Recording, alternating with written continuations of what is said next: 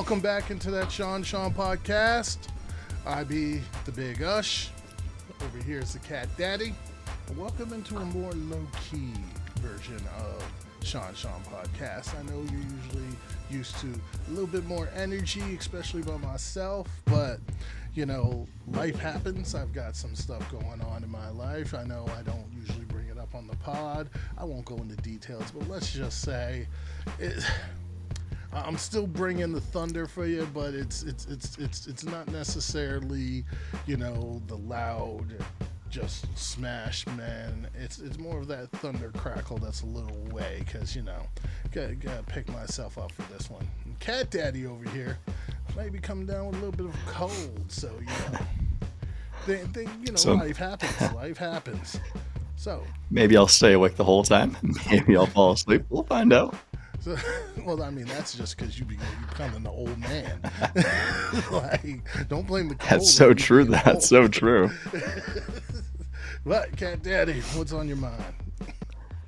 The business season is in full effect. Oh, did some things happen? Man, it's been a wild week since we last recorded. We've got suspensions. We've got franchise tag updates. We've got fifth-year option updates. We plan on talking about potential free agents, but we may not even get into some of that stuff today because, man, quarterback carousel is in full effect. Well, let's just get into it. And you mentioned that there for suspension. All right, so what it is Calvin Ridley of the Atlanta Falcons, wide receiver. He had to step away from the game last year due to personal reasons. Well, he has been suspended by the league for the entire 2022 season. And he was a target for a lot of trade rumors and whatnot. And why was he suspended, you ask? Because he gambled on the NFL, which is a big no-no according to the NFL. No, I don't understand it because he wasn't playing. So, I mean, how much insider information, how much could he affect any game with sitting on his butt at home?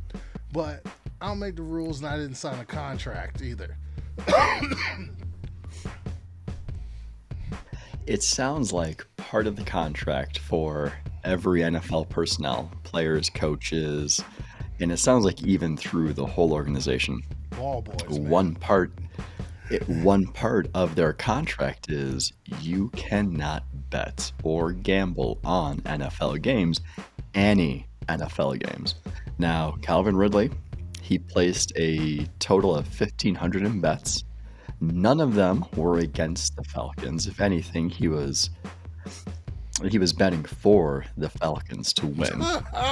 So in his mind, he's thinking, hey, there's no harm here. I have no insider information. I'm going to go ahead and bet on my team to win, right? It wasn't the best team last year. But he also acknowledged that, well, exactly. And he, I got that right.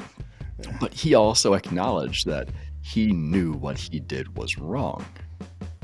And the NFL, Roger Goodell, with all of the integrity that he brings, makes the argument that for the integrity of the league, we cannot have anybody betting on games, so we must make an example. And that's essentially, I'm a little shocked and surprised by the length of the suspension. Now, 8 games, maybe 8 games. Give him 8. But here's the thing. You want to give a full year minimum to someone who is gambling on the sport because you think it violates the integrity of the game. Okay, I understand. You put in the contracts that players did what he knew was wrong, and he still did it. Fine. You want to make an example of him? Fine.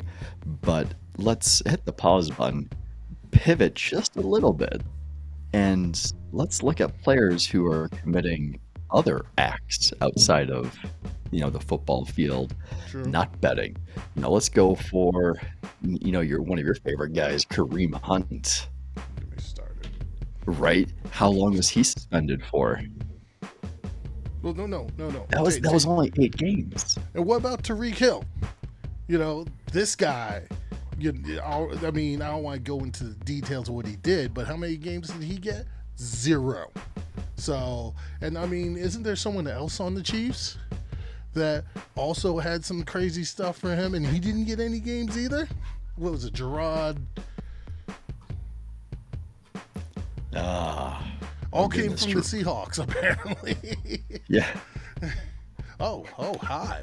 Hi. Just straight up cameo. Like, it's my time for my close-up. Just bust out Mr. the DeVille. scene. No, but you get what we're saying here. Like, where's the consistency? Are you telling us that gambling is a bigger deal than domestic violence? And you're thinking no. These athletes are individuals that children are looking up to, that the youths of the world are looking up to as quote unquote role models. Not to mention gambling has been kind of normalized. Even the NFL promotes gambling.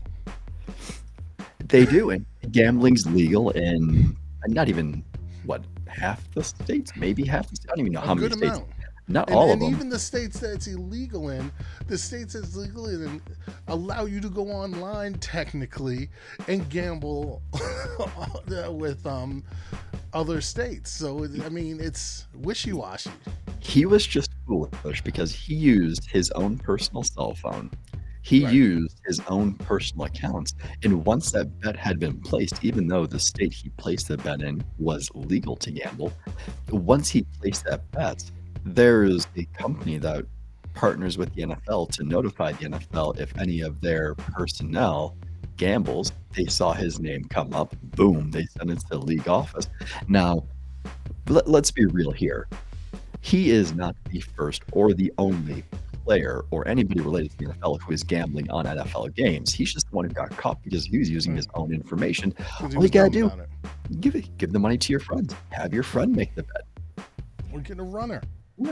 Do how those Wall Street guys who don't want the paper trail. Exactly. Especially back when, remember when gambling was really taboo? There's a lot of guys out there with big money who are getting runners to go to these bookie types to make their bets. It's the same concept. But no, I want to get back on. Let's off of the gambling aspect of it, more on the NFL disciplinary aspect of this, because, not everyone's created equal, and I get it. Things are case-by-case basis, but you have certain people getting suspended with lack of evidence, and then you got other guys with a plethora. Yeah, you know who I was talking about. And you got other guys who have a plethora of evidence that don't get suspended, and they're talking about, we wanted to make an example, and then every example after that is basically, we've already made the example, so we don't have to push these guys. No, it's favoritism in terms of owners. Whoever the in owner is, or the in team that the NFL is pushing, gets favoritism from Roger Goodell.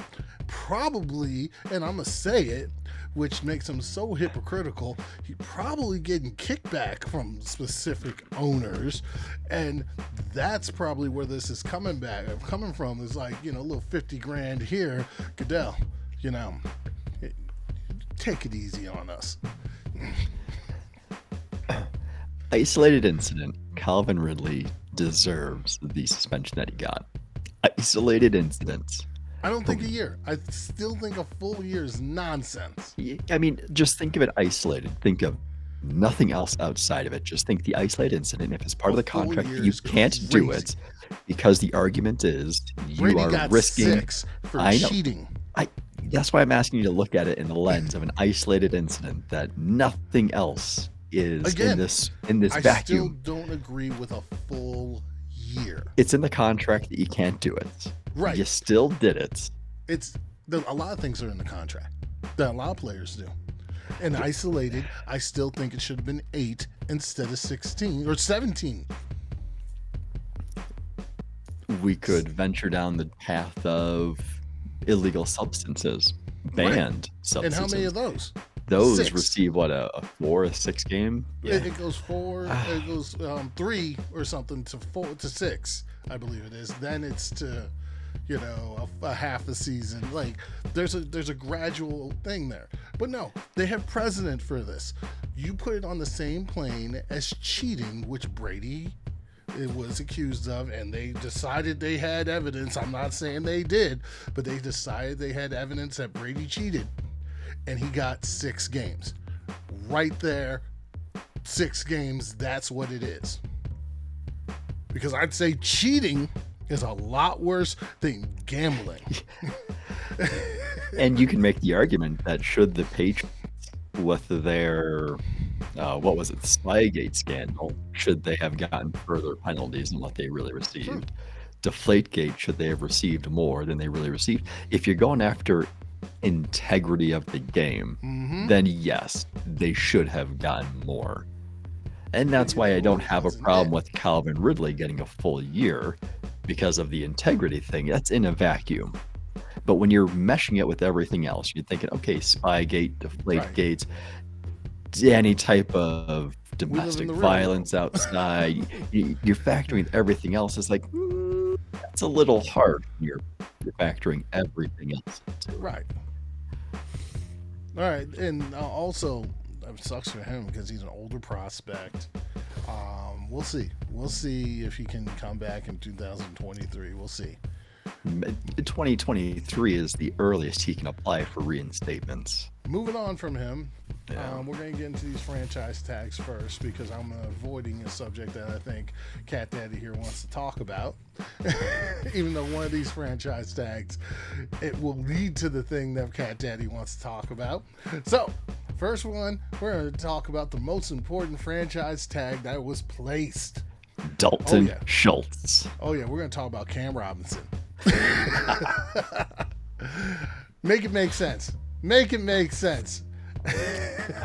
The only thing I can think of is when the Jaguars are looking at the potential of, do we want a tackle, right? It could be left or right, depending who you're taking at the number 1 spot. Do we want a tackle at 1, or do we want someone on defense more? And I'm not ruling out a tackle either. This could be a huge, you can move somebody into guard at some point. Right. You can move Walker Little, you can move Cam Robinson, you can move insert whoever they draft number 1. You can plug them all into guard, but I think they need 1 more year to really see how he does in Doug Peterson's scheme on his offense before they move on from him. Here's the thing. It's a franchise tag. If he gets a long-term deal, then I'd say, okay, they're going defense. But the fact that it's a 1-year deal tells me that they're still in the market for a tackle. They probably think to themselves, in training camp, we could kick somebody into the inside during this and see how things go. Yeah, the tag and trade option. There's a lot on the table for this. Now, sticking with the offensive line, as we talked about, Orlando Brown with Kansas City. They did tag him, which they better. He's young, he's played really well, and they need him.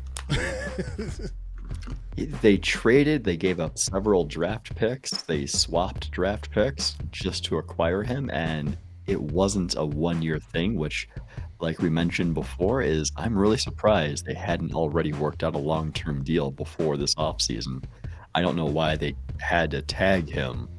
They could have done so much more. They could have gotten that deal. All right. Absolutely. They had enough time. Moving on to someone else, Jesse Bates. I guess he playoffed himself into the franchise tag and staying with Cincinnati. I think he gets a long-term deal by the end of this. Smart move. I agree. Now, we have 3, and I'm grouping them together for now because I've got some segues for you. 3 tight ends that were tagged. David Njoku, Mike Gesicki, and the aforementioned Dalton Schultz. And here's the thing. People are like, especially people in Dallas, like, why tag Dalton Schultz? Have you guys seen the tight end market? Jonnu Smith got $12 million. How much did Austin Hooper get? Too much. So you're looking at these tight ends, and it's by far one of the hardest positions to acclimate. Not necessarily play, but acclimate from year 1 to when they develop into the NFL.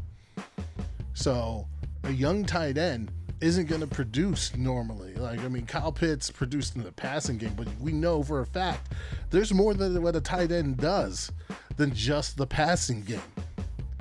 So these guys, especially, and let's go to Dalton Schultz or Mike Gesicki in particular. We'll see about David Njoku, but the production Dalton Schultz put up, let's look at this. I mean, 78 receptions on 104 targets, 808 yards, and 8 touchdowns.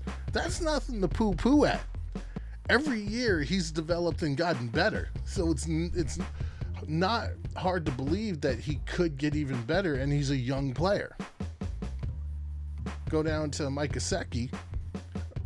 First, do you have any thoughts on Dalton Schultz before I go to Gesicki? Dalton Schultz, when you're slapping some guy with a franchise tag, you're pretty much saying, we value this player and we're going to pay him like he's top 5 at the position. Numbers actually say I don't disagree with Dalton Schultz. Because the franchise tag for is Dallas, actually only 10 mil, believe it or not. It's like under what 10, Jonnu 11. Smith is. Exactly. Yeah, like 10, 11 million for the tight end, so it's not too bad. It just sucks for Dallas that they have Zeke's contract they can't get out of, and they have no way of getting out of it. They made their bed there. They made their exactly, and that's just the unfortunate thing for them. So I get tagging Schultz. I don't get tagging David Njoku. That didn't because make sense. They have Austin Hooper on the roster for $13 million this year. They have Njoku for another 11, rounding up. That's $24 million you got into tight ends. The only team worse than that is the Patriots, who have a whopping 28.6 going to tight ends this year. That didn't give them the production that they wanted. Now, speaking of that, Mike Gesicki. Do you agree with tagging Mike Gesicki? I do. I think it was a good decision by Miami. Here's the thing. You heard Schultz's numbers. Here are the Gesicki's numbers. 73 catches, 780 yards, and 2 touchdowns. Schultz is far, like, I mean, not... Yeah. I mean, you include the touchdowns, it's far superior. Now, it is. Dalton Schultz is a better value for the tag. That being said, Gesicki is in arbitration. Did you know this? Because he's pretty much playing like a big wide receiver. It's almost like the whole Jimmy Graham situation years ago with the Saints. And one of the arguments being made is Cooper Kupp, who we know is very good, wide receiver, played more in line than Mike Gesicki last year.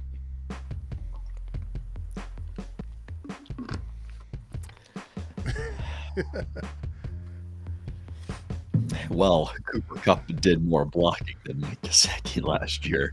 Let's be honest there. He did. But this is a different offense also.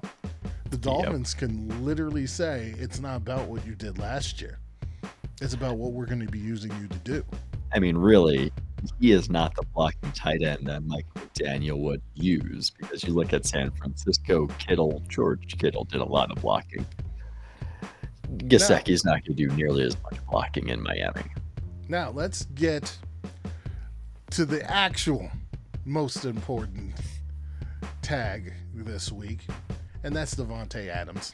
Well, we got one more before we get to Davante. We have Chris Godwin getting tagged for the second time.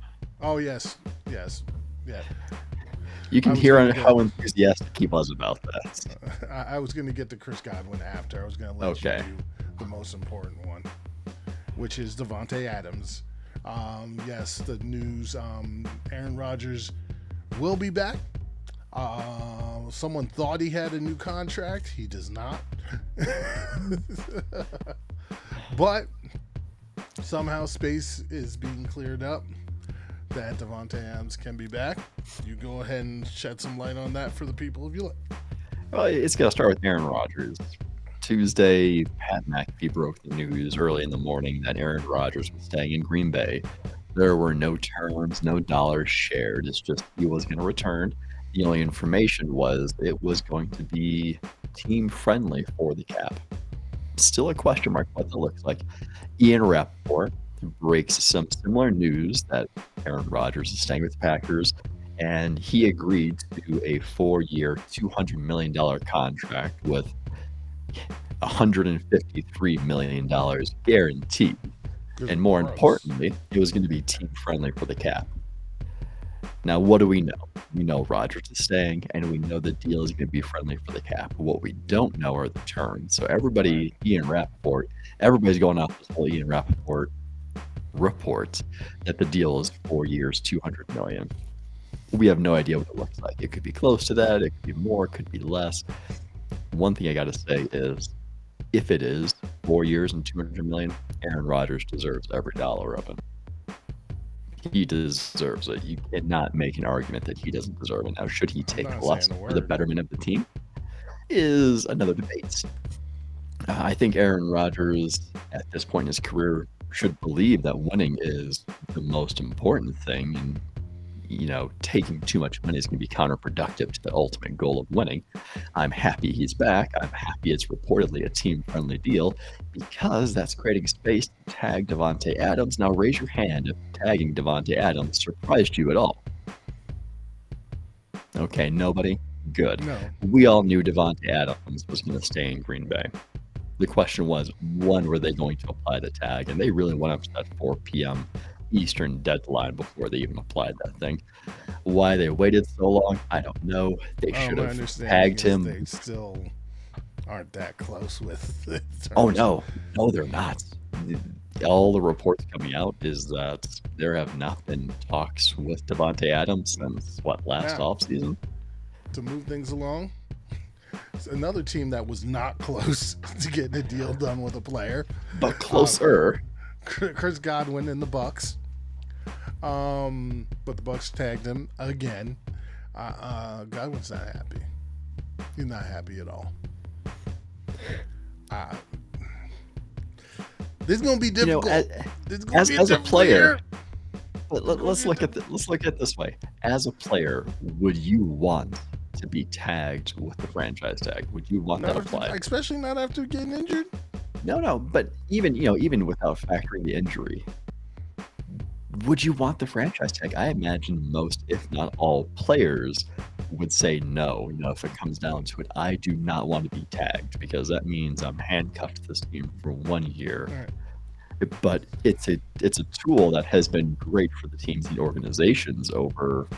I can't remember when it was implemented, but for however long it's been implemented, it's been a great tool because it allows them to keep players. Now, what I hate about it is when teams like Washington decide to hold players hostage. Yeah. Kirk Cousins, Brandon Scherf, and they really have no plans of doing long-term extensions with them because that's the whole purpose of the tag. All right, get them in 1 more year. Next up is the fun stuff. So we're going to start with the bigger trade because it happened first. There have been trades, people.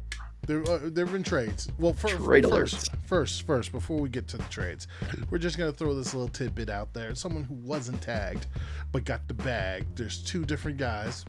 The first one was Mike Williams from the Los Angeles Chargers. Raise your hand if you were surprised about this.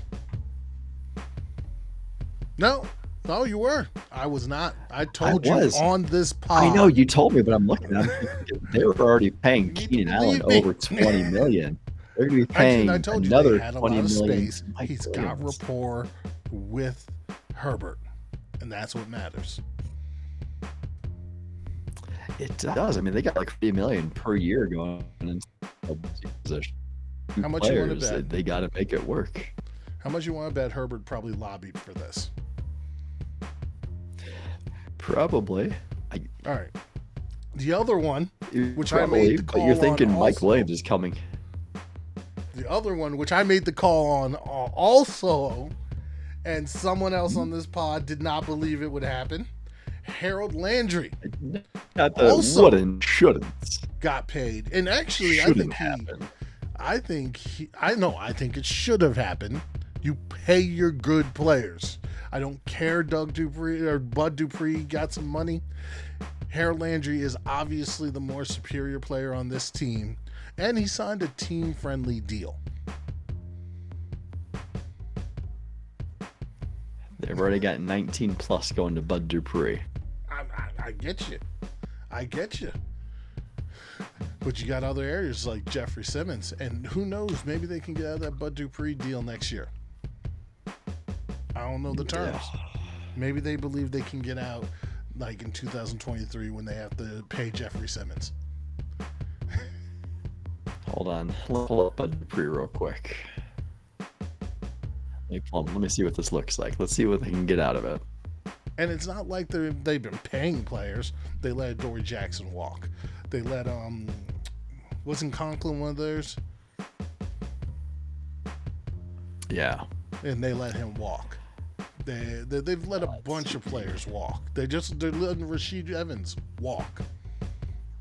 Next offseason is when they can cut him and free up cap space. If they cut them now, they're eating dead money and they're losing space. So it's next year. Yes, it makes so much sense. They can start freeing up. Yeah.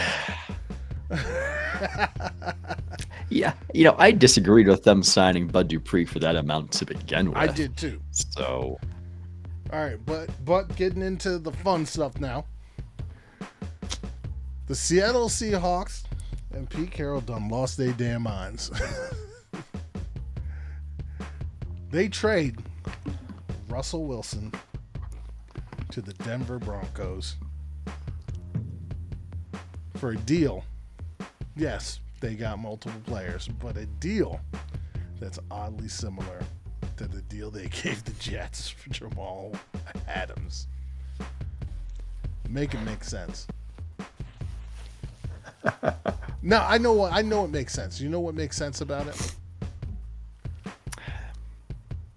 Denver needed the man.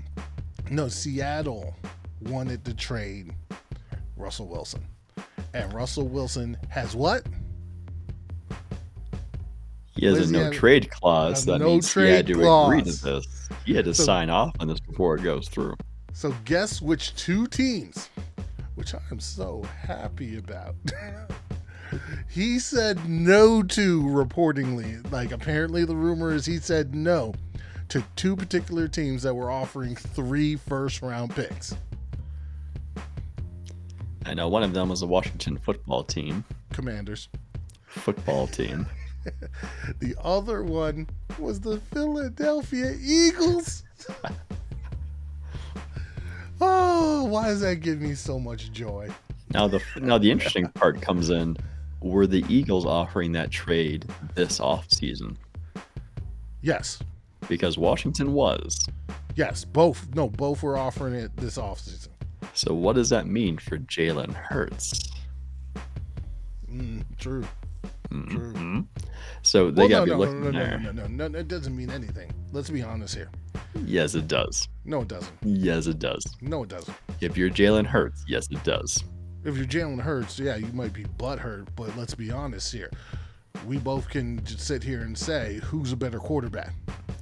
Oh, absolutely. But the idea that your team doesn't believe in you to lead them, they're going after this veteran instead. Actively. Again, I don't see the problem. Which perspective are you really taking? Don't. Huh? Which perspective are you taking? I'm taking I'm not Jalen Hurts. Personally, I'm taking the front office perspective. Oh yeah, no problem. If you're the front office, yeah, no problem. Jalen Hurts is on a rookie deal. I'm just saying, like, go for it. It doesn't change how I feel about Jalen Hurts. It just means I think Russell Wilson is better than Jalen Hurts, which is a fact. He is. Jalen Hurts might be feeling otherwise right now. That's fine. Be a professional. This is a business. Exactly. I mean, get better. So this trade goes through shortly after the Aaron Rodgers returning to Green Bay news is broken, and Denver tries to say that they were planning to trade for Russell Wilson the whole time. They had this plan in the works for weeks, and I'm sure they did, but I'm sure Seattle and Russell Wilson was 1B. No, I mean along those lines that you're saying, and I get, yada yada would feel a certain way. But let's say there's no case against Deshaun Watson, and the Raiders have a chance to get Deshaun Watson. Do you think they blink? Would you? See, that's harder because of what Derek Carr means for the team and for that locker I don't room. care. That makes it difficult. No. Who's better? Who's better? I will say they're both talented. They're both talented, yes, but who's Deshaun better Watson, depends on how you're looking at. Deshaun Watson overall is a better quarterback than Derek Carr, hands down. There's no argument. I'm not saying Derek Carr is not good. I'm saying who's better.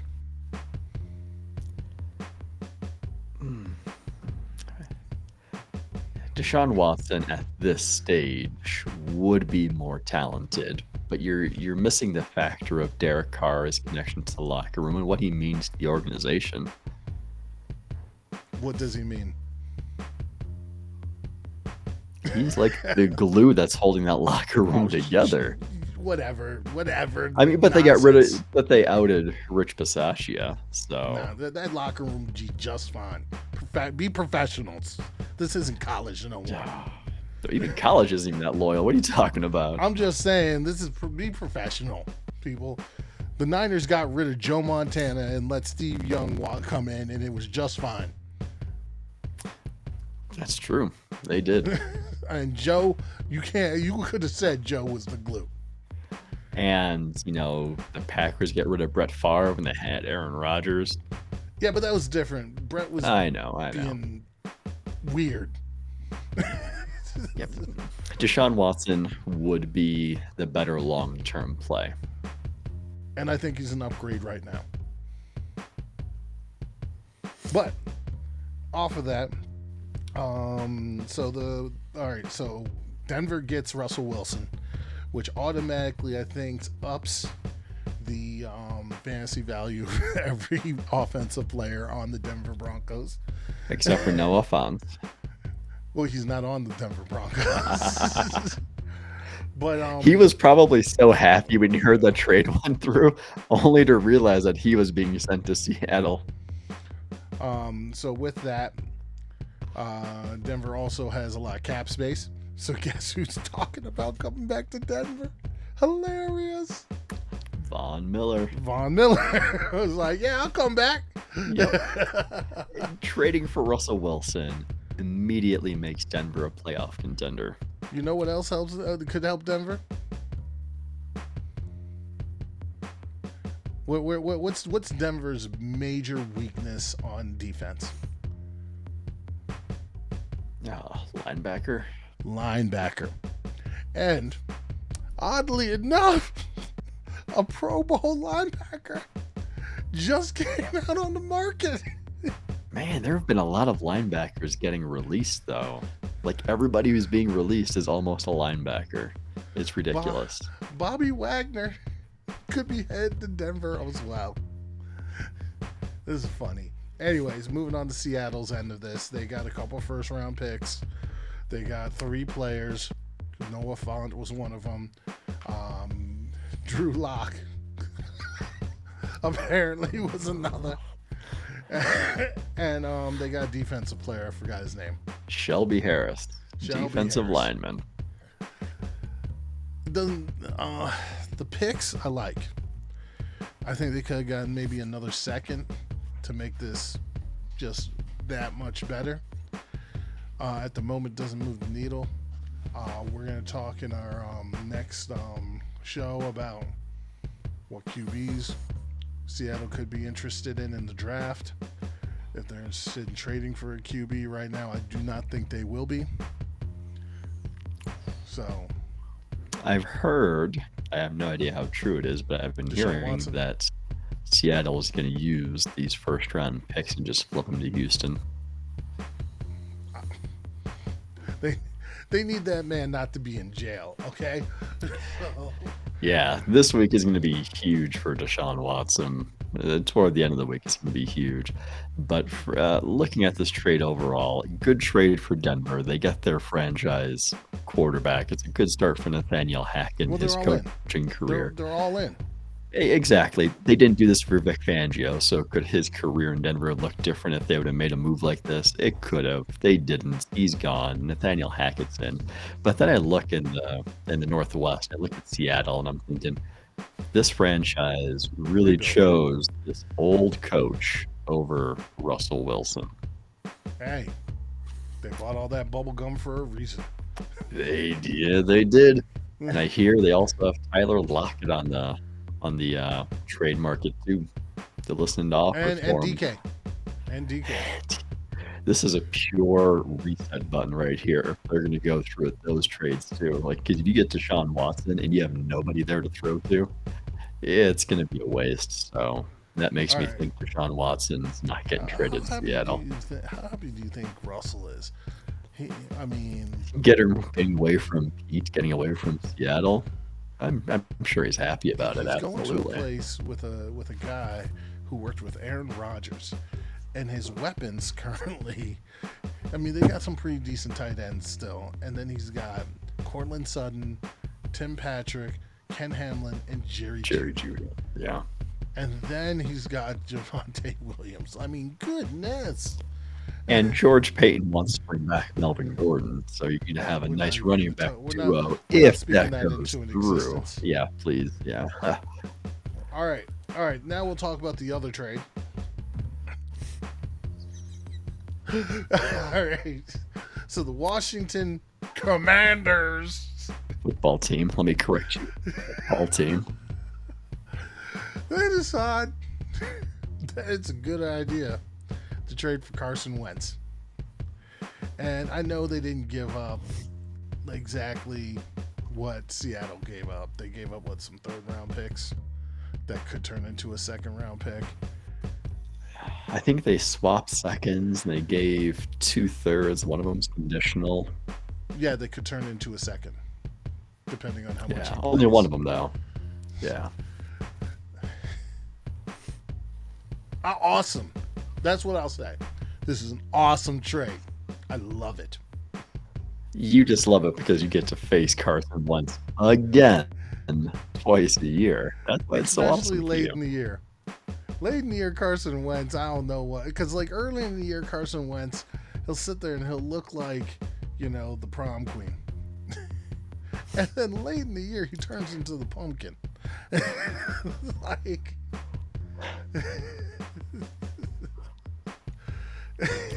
Washington was in full desperation mode because not only did they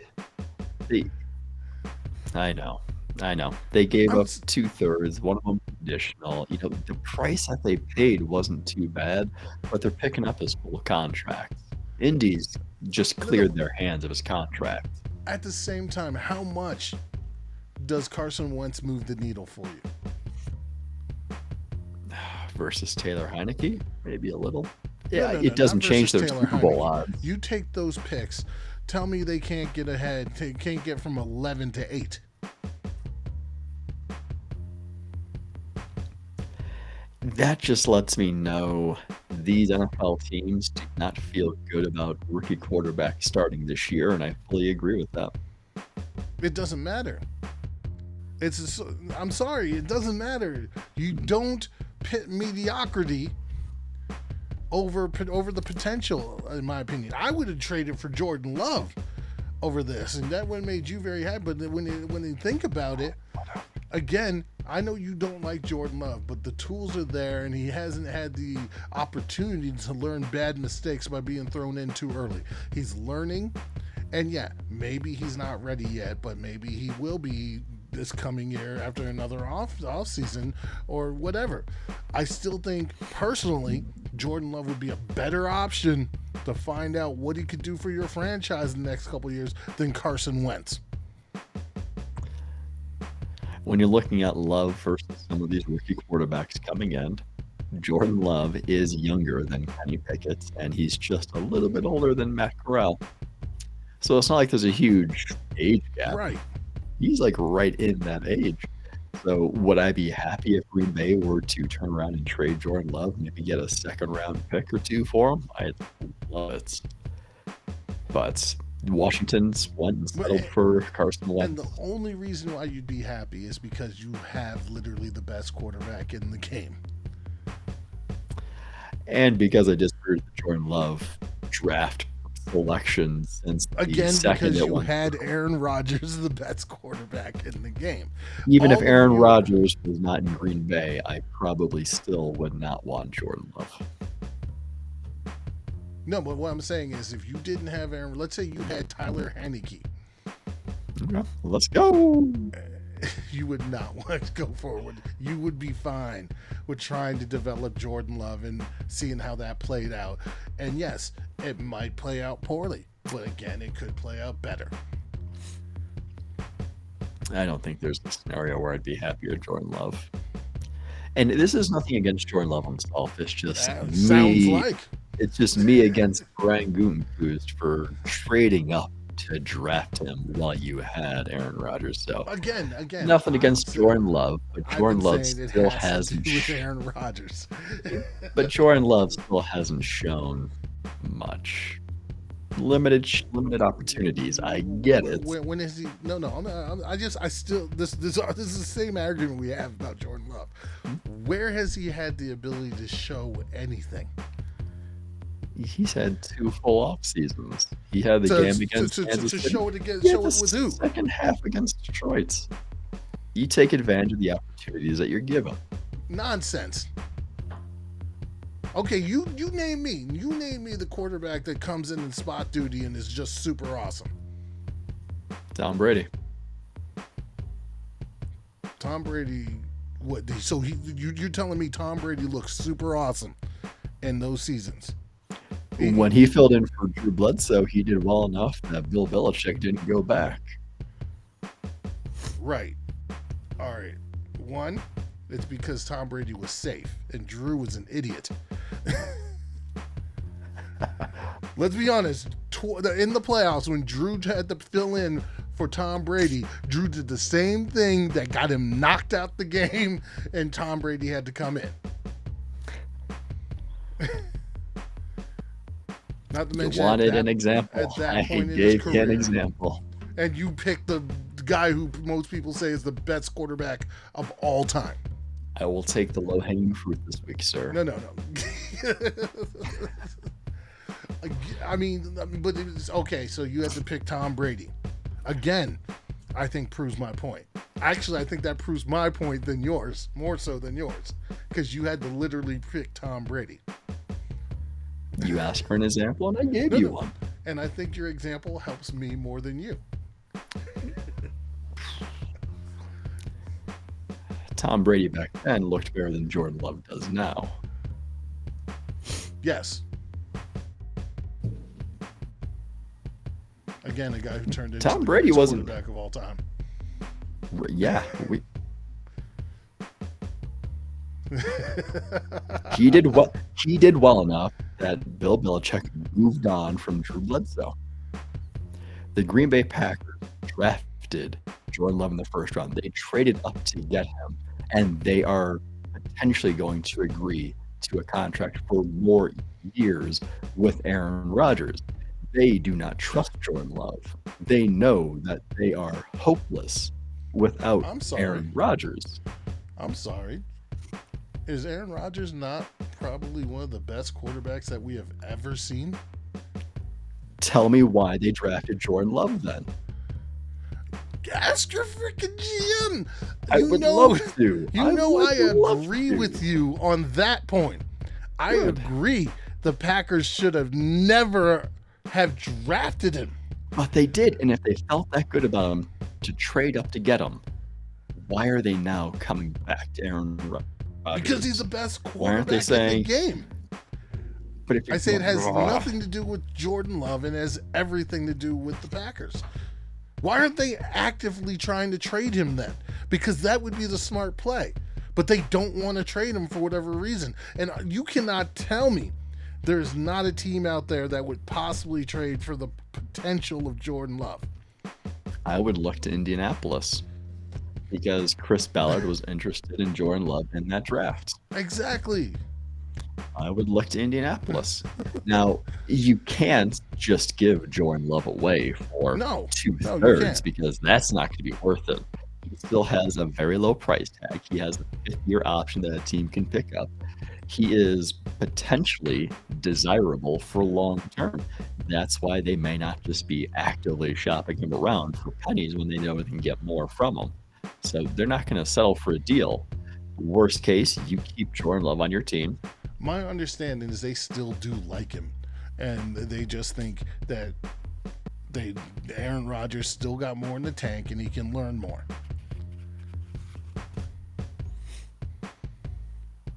They're at the point where they're giving Aaron every chance to leave on his own terms. Now, again, drafting Jordan Love to frickin' begin with was stupid.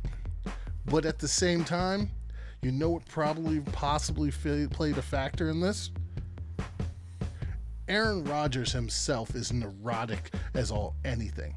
Maybe Aaron Rodgers gave them something that made them think that he could possibly be hanging it up. 2 years ago? Yes, 2 years ago. Because I was hearing... They got rid of Mike McCarthy. Rumblings. They got Matt LaFleur. They went 13-3. Right. But I was hearing rumblings before Matt LaFleur came in that Aaron Rodgers was planning to sell his house, that he was unhappy even just living in Green Bay, that he was having issues with the fan base in general. There are all these rumblings that I was hearing about. The funny thing is there's all these rumblings about Aaron Rodgers. There's rumblings of his 4-year, $200 million contract. Right. There's the rumblings about this and that. But how much has Aaron Rodgers actually said? How much of that is actually true? I don't. People just again, coming after rumblings. him. I'm not saying it's true. I'm saying that maybe Aaron Rodgers wasn't happy, and maybe the brass thought there was something potential on the horizon that they don't think anymore.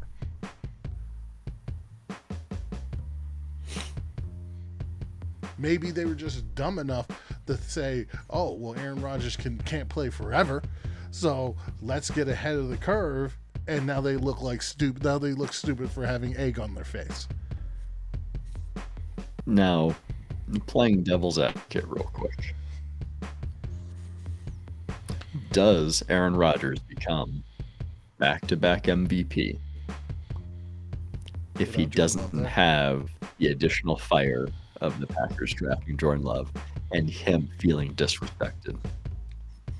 That is a Do we still have the same option? Do we still have 13 wins every season? Do we still have back-to-back MVP? I don't know. Maybe, because he's still Aaron Rodgers. He is, but it's just something to think about. But we get sidetracked so much when it comes to Jordan Love. I hate you for that. Well, I just think that's like the one topic that will set me off. Jordan Love. I just don't think his career is over. I just don't think his career is just automatically over. So, but we'll see. We'll see. All right, moving on. Let's move on to potential free agents. We're gonna go rapid fire here.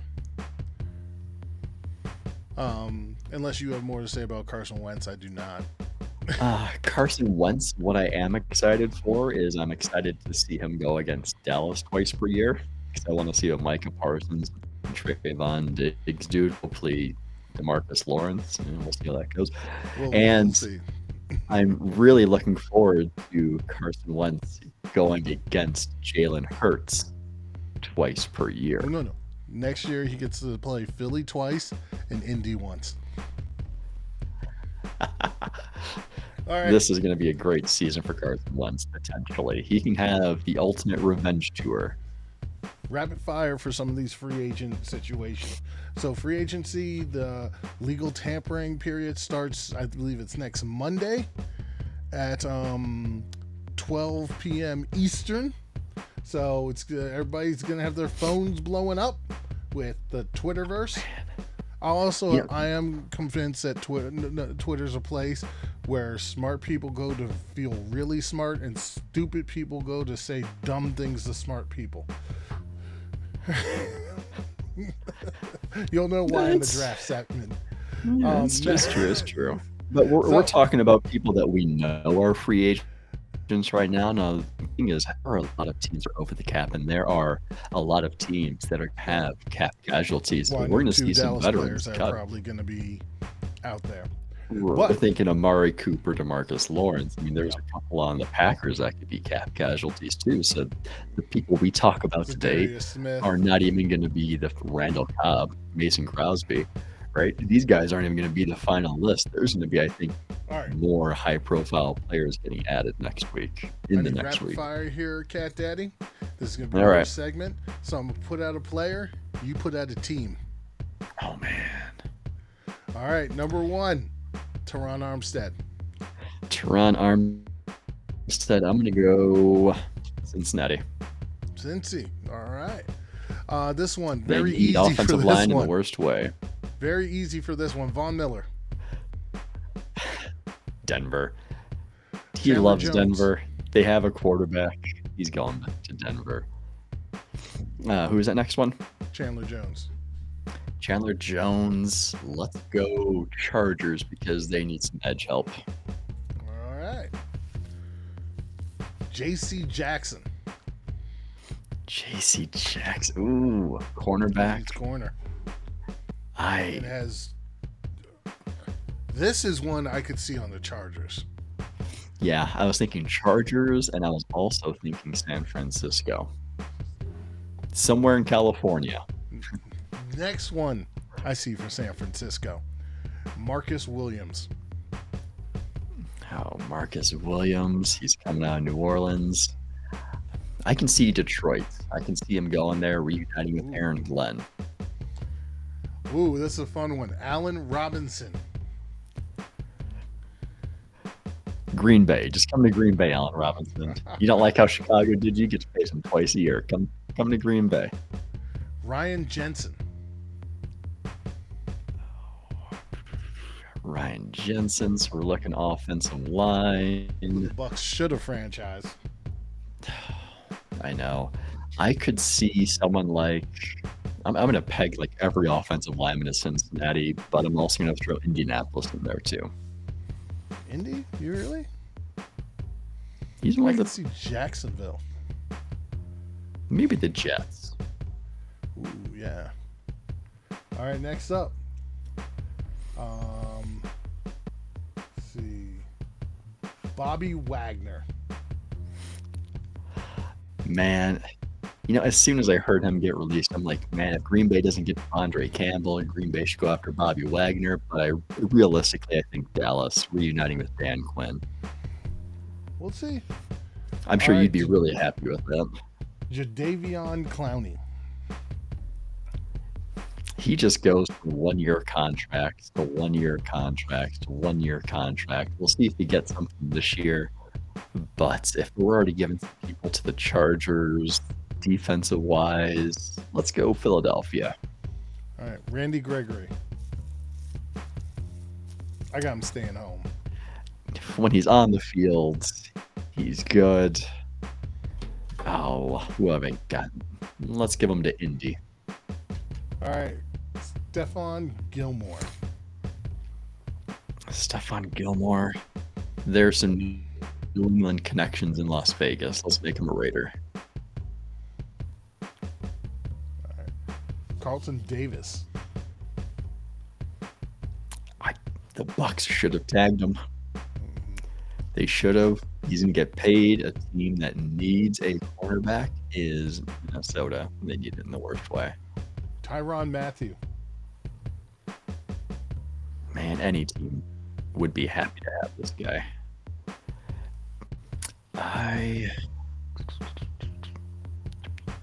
Team that needs safety help could be Atlanta.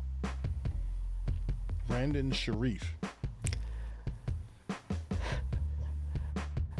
Again, I want to peg every offensive lineman to Cincinnati because one of these is going to stick. But I mean, Cincinnati, Maybe a team What about like Raiders? Jacksonville or Miami. What about the Raiders? Yeah. Do they have enough money to pay him? Uh, Yeah. what about the Chargers? The Chargers need tackle help. All right, Odell Beckham Jr. Oh, it's gonna be so hard for him to get contracts. It is, but could he get something with a team like? Oh, it'd be funny if he went to Philadelphia. All right, I got a couple more. Oh. Emmanuel Agba. Seattle is pretty much hitting the reset button. He could be a good piece on that defensive line for him. Akeem Hicks. Chicago changing up offense, so they're changing up their defense. Defensive line help could be a team like the Chargers. That way they wouldn't have to use a 17 pick on a defensive lineman. Melvin Ingram, who the Chargers should have just re-signed. You said the Chargers just resigned him? Yeah, they should have just re-signed him to begin with. Oh, yeah. Instead, he goes to Pittsburgh, then Kansas City. I think a team like Seattle needs some edge help. Casey Hayward. I know you love hearing that one. I do.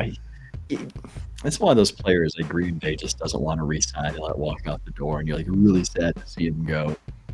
Casey Hayward, I imagine, staying somewhere in the Southwest, like Arizona. Is there a team that needs corner help?